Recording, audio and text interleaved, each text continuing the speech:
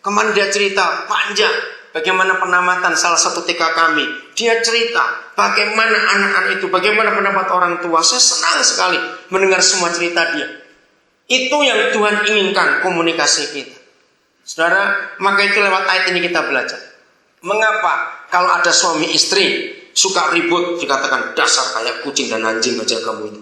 Nah ternyata kucing dan anjing itu sering ribut bukan karena mereka dua punya setan sehingga bertengkar terus, tapi karena mereka dua nggak punya penterjemah, saudara.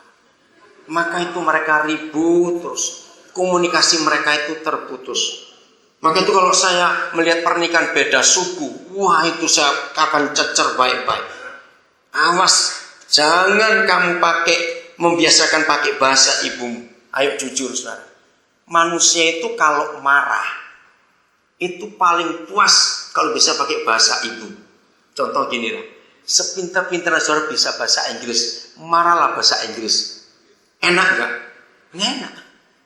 Nggak lengkap, nggak puas. Betul? Nah, makanya itu kalau sudah menikah yang beda suku. Nah, kucing dan anjing itu bahasanya pada ekor mereka. Anjing itu kalau lagi girang, lagi senang hatinya, karena mereka tuh nggak bisa tertawa, jadi nggak tahu, senyum juga tidak. Jadi mereka tuh nggak tahu ini marah atau senang, tidak tahu. Jadi anjing itu kalau lagi girang ekornya goyang. Tapi beda dengan kucing, kalau lagi marah ekornya yang goyang. Nah ini masalah, komunikasi terputus. Waktu kucing lihat anjing dari jauh, kucing tersinggung. Siapa dia? Nantang, nggak kenal juga. Tapi anjing terimanya beda. Punya teman baru. Karena dilihat ekor kucing goyang-goyang, siapa dia? Itu masalahnya. Karena komunikasi. Maka itu suami istri jangan komunikasi begini. Satu kali saya pernah dengar cerita, Pak, kami itu terkejut Pak. 13 tahun kami bertetangga. Kebetulan rumahnya bukan jalan besar, di gang-gang kecil begitu. Jadi tetangga kentut aja dengar sebelah. Terus mereka cerita, tapi kami kaget Pak, kemarin mereka bercerai. Pada 13 tahun kami bertetangga, nggak pernah dengar ribut. Nah, itu kasus baru buat saya. Coba kalian dua selidiki. Nggak ribut itu karena apa? Ringkas cerita hasilnya mereka bilang, Pak, ternyata selama 13 tahun itu mereka sudah ribut besar. Cuma komunikasi pendek-pendek. Mungkin tidak iya di situ. Nyaman kedengarannya kalau komunikasinya pendek-pendek seperti itu. Saudara, ngerti hukum ini. Komunikasi harus terbuka, cerita. Masalah tempat tidur, masalah ketelanjangan. Suami sih nggak boleh punya rahasia. Ayo siapa yang sudah menikah 30 tahun nggak pernah jujur, dulu mantan pacarmu berapa? Cerita pada istrimu atau pada suamimu, berapa mantan pacarmu? Harus ngomong supaya kita nggak ada tempat lagi untuk iblis bekerja. Efesus 4. Saya ini paling susah, saudara. Kalau saya bicara keluarga itu berhenti di mana saya ini repot. Karena begitu hebat Alkitab ini, ya, untuk melihat kebenaran yang enggak pernah dimiliki oleh kelompok manapun di dunia. Efesus 4. Masih sambungannya dengan komunikasi kejujuran. Ayat yang ke-25. Efesus 4 ayat 25. Saya kagum pada firman ini. Roh Kudus mengajar saya, kalau saya membaca surat-surat Paulus, walaupun tidak bicara tentang pernikahan, tapi bicara ada katain ya. Karena itu buanglah dusta dan berkatalah benar seorang kepada yang lain, karena kita adalah sesama anggota. Nah kalau saudara membaca, ini yang Roh Kudus ajar pada saya, ada kata sesama anggota tubuh, pasti itu bicara tentang suami istri. Karena Yesus berkata, dia mempelai laki-laki kita yang adalah kepala, dan gereja adalah tubuhnya. Suami istri, ayo kita bongkar ayat ini.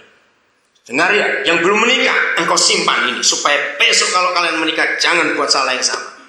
Hal yang paling menyakitkan hati seorang manusia, dengar ya, yang paling menyakitkan, yang paling tidak disukai orang, itu ketika suami mendustai istri atau istri mendustai suami. Jawab iya atau tidak. Itu sakit sekali. Dengarkan laki-laki, luka yang kita alami di hati cuma satu goresan, kecil saja. Buat kita laki-laki mungkin 3 hari sembuh. Tapi goresan yang sama dialami perempuan belum tentu 3 tahun sembuh. Iya atau tidak? Kita harus tahu itu. Maka itu laki-laki kita gak bisa egois. Jangan bilang, gitu aja kok luka. Wah, kurang ajar betul laki-laki itu ngomong seperti itu. Karena buat seorang perempuan dalam sekali. Maka itu jangan ada dusta. Saudara. Ketika Roh Kudus mengajar saya ini, saya kagum. Saya pakai anatomi tubuh manusia. Kepala, tubuh. Tubuh, kepala. Ingat suami istri seperti itu. Ayo jujur. Tubuh kita bisa bersalah nggak? Ayo saya jawab. Tubuh kita bisa bersalah nggak? Bisa. Apakah kepala marah-marah?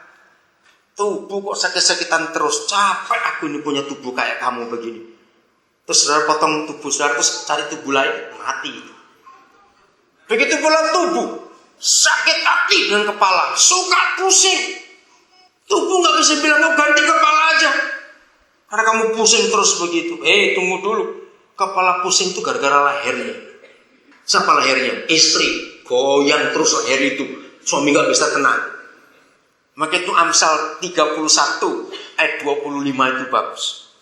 Istri yang bisa mentertawakan hari depan, suaminya diberkati. Amin kan istri-istri? Apa itu istri yang bisa mentertawakan hari depan? Amsal 31 ayat 25, yaitu istri yang gak pernah takut kekurangan. Kenapa banyak suami koruptor? Karena istrinya nyanyi fals terus. Kapan punya berlian 1 kilo? Nah, dinyanyiin gitu ya, maling suaminya. Maaf ya, secara cepat saya bicara itu. Nah, ketika kita bicara tubuh dan kepala, maka itu kenapa papa kita berkata, aku benci perceraian. Karena tubuh gak bisa potong kepalanya, kepala gak bisa buang tubuhnya.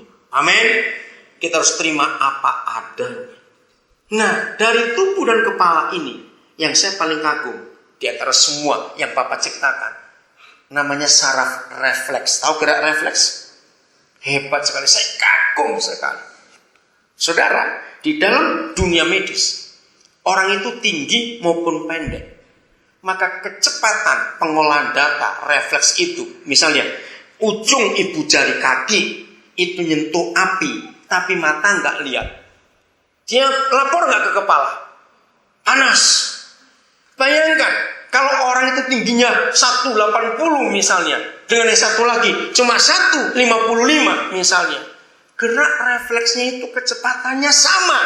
Dari ujung ibu jari kaki sampai ke saraf pusat di kepala itu sama. Kira-kira sepersekian detik.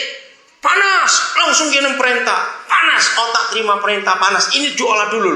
Mereka ngolah, tarik, turun lagi ke bawah. Nah, bayangkan kalau ada dusta di antara anggota tubuh. Maka itu suami istri, dengar ini. Buang dusta dari pernikahan kita. Itu membahayakan sekali. Ingat tema kita. Prioritas dalam keluarga bukan uang, tapi urusan tempat tidur, jangan lupa. Nah, bayangkan dari ujung ibu jari kaki itu sampai ke kepala, pusat saraf pusatnya itu di belakang kepala kita. Itu melewati berapa banyak anggota tubuh. Ibu jari kaki, terus ke ruas kaki paling belakang, telapak kaki, tumit, betis, tulang kering, lutut, paha, pinggul, pinggang, punggung, tengkuk, sampai kepala. Itu melewati berapa banyak. Nah, ketika perintah itu sampai paha, misalnya sarafnya kan lewat paha. Paha bilang, enggak, dia bohong, enggak panas kok itu. Terus balik lagi ke bawah, enggak ada panas, ya sudah, matang jempolmu. Ngerti itu hukum kalau keluarga ada dusta, sudah. Nah, yang lebih repot itu kalau saraf Jawa. Kalau saraf Batak lebih cepat, panas, tarik. Kalau Jawa bilang panas. Terus dia jalannya pelan dari tumit, betis, paha, pinggul, pinggang, pundak. Terus panas. Ini saraf pusat mengolah, oh itu panas. Ya tarik goblok. Turun lagi pelan-pelan. Berapa banyak suami istri nggak sinkron hidupnya, antara kepala dengan tubuhnya nggak sinkron. Ngerti kata sinkron? Nggak match.